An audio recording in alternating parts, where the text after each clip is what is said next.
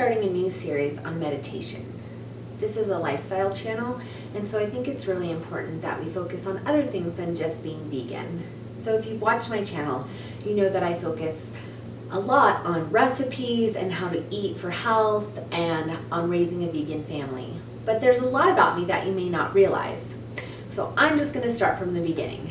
My name is Heather, and I am a PhD in conflict analysis and resolution.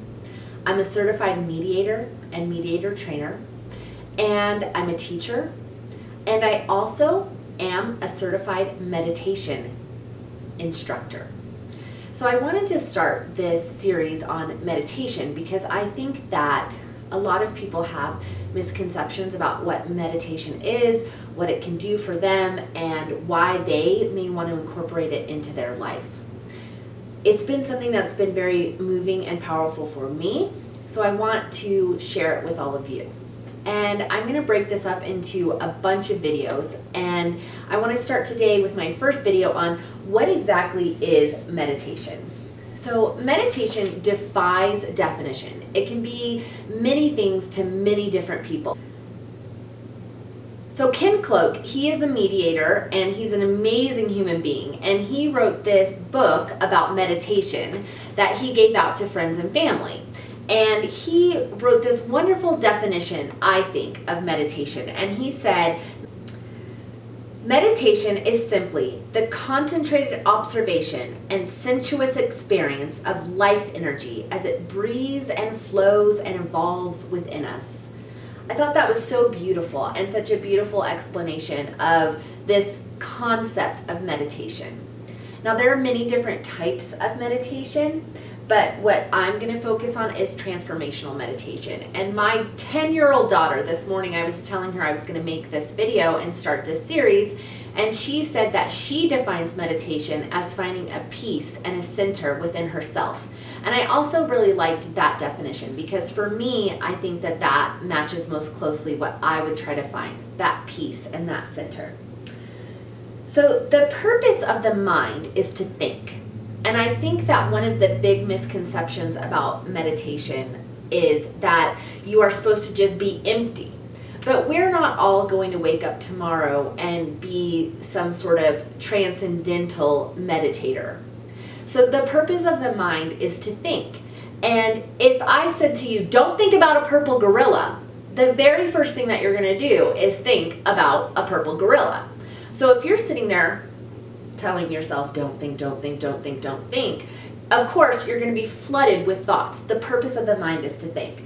So what meditation is dialing into the space between attention and thought. So I'm just going to say that again for you to just think about for a second. Meditation is dialing into the space between attention and thought. So normally when you think, you're giving that thought a lot of attention. Meditation is saying, what is that space in between? So science tells us, like, everything, right? So let's say we look at this bell I have. It seems pretty solid, but it's made up of molecules and atoms and all of those types of things, and they're interacting together. And when they're interacting together, there's a little space in there. There's even space in between them. So meditation is finding that space in the solidness of our thoughts. I'm giving you like a lot of analogies for what meditation is so you can maybe wrap your mind around it. I know it seems like your thoughts are this solid wall, but there is a space in there between the attention you give it and the thought that you're having that you can find. And the purpose of that, so why do it, right? Why would I want to find that space? Why do I even care? So the purpose of meditation is to bring yourself to a higher state of awareness. And people say this all the time, right? And you're like, okay, so now I'm going to be some sort of highly aware human being. Why would I want to do that? Can I even do that? I'm already aware. What does that mean? But being a highly aware person, you've already done it. You've already been in this place of being highly aware. You don't have to be a guru on a mountain to be highly aware. You already have done it. If you've meditated 1,000 times or never before, you've already been in this state of being highly evolved, aware person. So if you think about times when you have been peaceful or at ease, or times when maybe you felt in love or at harmony with nature, all of these were tapping into that highly aware part of yourself. And so you have already experienced what it feels like to be a highly aware person. And meditation serves to help you have that feeling of highly awareness all the time. Now, you're probably thinking that's impossible, but you can do it. And I am not in a place where I can do it all the time because it's a journey, right? But I know that it's possible, and it's something that I work towards so that I can be a happier, more fulfilled, better person. And I want to share that with you so that you too can be a happier, more fulfilled, better person. So what you might be thinking is, well, if I'm a happier person, am I suppressing all of this stuff? I've got all this junk going on in my life. And let me tell you, I got some junk going on in my life, all right? I got some junk going on right now. And part of me wants to go lay in my bed, cry, and never get out. Real talk. So meditation doesn't suppress those emotions. It doesn't make them go away. You still have a full range of emotions. When you're a highly aware person, you still have all those feelings and thoughts, and you're not just tucking them away and you never have them. You're not just la la la all the time, right? But what it does do is it doesn't affect you in the same way. So I think the best way to think about that is, when you're in a really good mood, a super good mood, you're just yeah, today is the day. It's awesome. It's rockin', fantastic day. And then something really crummy happens, you step in gum, right? Well, okay, so then you're oh man, I stepped in gum. All right, I'm just gonna scrape it off. No big deal. And it's no big deal. You move on with your life.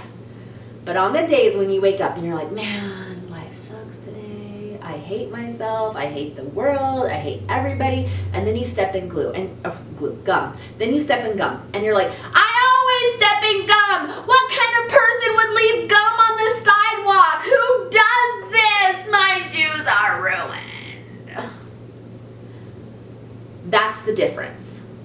So when you try to tap into that highly aware self, when you got this junk going on, you can be the person who stepped in gum and is okay, there's gum. I gotta scrape it off and move on with my life. Instead of the person who is crying on the sidewalk about their shoe. I've been both people, and I would rather be the person who scrapes it off and moves forward. So I think the most important thing that you get out of meditation, and that meditation is the realization that you are the knower. You are the observer. You are the shaper of your thoughts. No one in this world has the power to know or observe your thoughts. You may be able to tell people them, but they can't know them. Only you. Only you can shape your thoughts. So meditation gives you the ability to practice transforming the way you think. That's what it is. It is a practice that helps you find the peace and the center. Or as Ken Cloak says, it is the concentrated observation and sensuous experience of life energy. It helps you know your thoughts and reach your higher awareness. So I hope that this is a better explanation or an introductory explanation to what meditation is.